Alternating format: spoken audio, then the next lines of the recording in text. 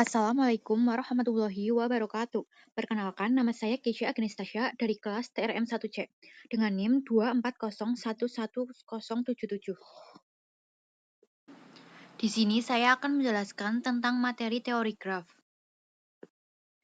Yang pertama yaitu ada definisi.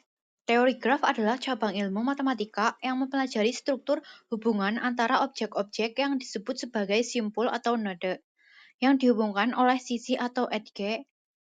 Graf juga menjadi salah satu pokok pembahasan dalam matematika diskrit yang tujuannya untuk memvisualisasikan objek-objek agar lebih mudah dimengerti. Misalkan, V merupakan himpunan tak kosong dari simpul-simpul atau vertices, misalnya V sama dengan V1, V2, titik-titik Vn. Dan E merupakan himpunan sisi-sisi atau edges yang menghubungkan sepasang simpul, misalkan EL titik-titik N.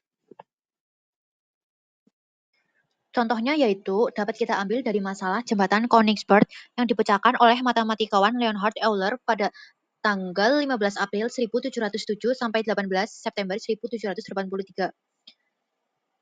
Untuk melakukannya, Euler harus menemukan cara baru untuk mempresentasikan masalah tersebut, dan ini memicu cara baru untuk mempresentasikan masalah menggunakan titik, sudut, dan sisi yang disebut grafik, sehingga mengarah pada pengembangan cabang baru matematika yang disebut teori graf. Nah, yang menjadi contoh ini simpul atau vertex yang menyatakan daratan dan sisi atau edge yang menyatakan jembatan.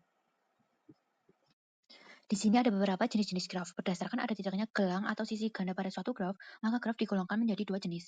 Satu, graf sederhana atau simple graph. Graf yang tidak mengandung gelang maupun sisi ganda dinamakan graf sederhana. Seperti pada gambar di atas ini, G2 berarti dengan 4 simpul atau vertex dan 6 sisi. G2 memiliki dua sisi yang terhubung antara simpul 1 dan 2 adalah E1 dan E6. Dua sisi yang terhubung antara simpul 2 dan 3 adalah E2 dan E7. Satu sisi yang terhubung antara simpul 1 dan 3 adalah E3. Dan satu sisi yang terhubung antara simpul 1 dan 4 adalah E4. Dan satu sisi yang terhubung antara simpul 3 dan 4 adalah E5. 2. Graf tak sederhana atau unsimple graph.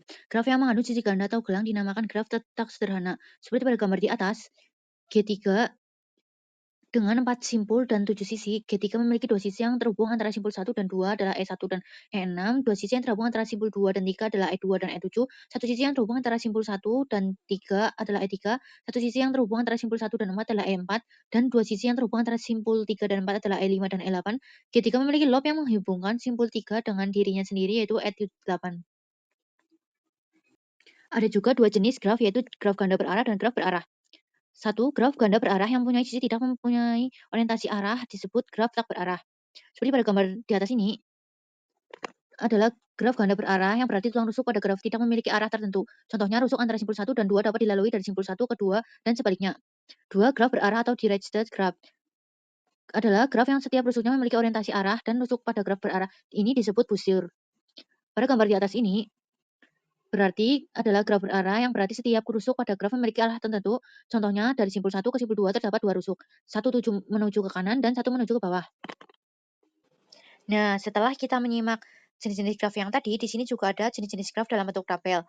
Ada 5 yaitu graf sederhana, graf ganda, graf semu, graf berarah, dan graf ganda berarah. Graf sederhana memiliki sisi tak berarah. Apakah sisi ganda dibolehkan? Jika tidak, maka di sini di tabel tulis tidak. Dan apakah sisi gelang dibolehkan juga? Jika jawabannya tidak, maka di tabel ini dijawab tidak. Graf ganda memiliki sisi tak berarah. Apakah ganda dibolehkan? Jika jawabannya ya, maka di sini juga ditulis ya. Jika sisi gelang dibolehkan juga, mungkin jawabannya tidak, maka ditulis tidak di tabel ini. Dan seterusnya sampai graf ganda berarah. Sekian video pembelajaran atau penjelasan dari saya. Apabila ada tutur kata yang salah, mohon dimaafkan. Wassalamualaikum warahmatullahi wabarakatuh.